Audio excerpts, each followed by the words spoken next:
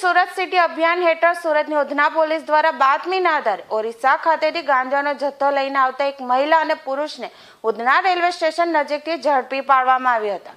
પકડાયેલા આરોપીઓ પાસેથી 24 કિલો ગાંજાનો જથ્થો મળી આવ્યો હતો અને તે ગાંજો ઓરિસ્સા ખાતેથી લઈને આવતા હતા. જોકે આ સમગ્ર ઘટનામાં અન્ય 2 વ્યક્તિઓના નામ સામે આવતા પોલીસે આ દિશામાં વધુ તપાસ હાથ ધરી છે.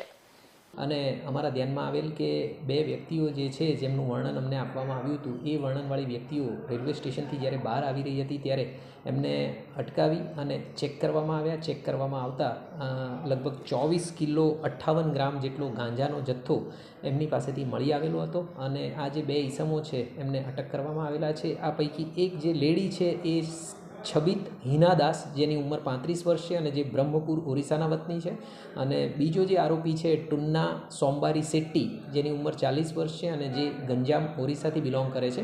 એ બંનેની અટકાયત કરવામાં આવી છે.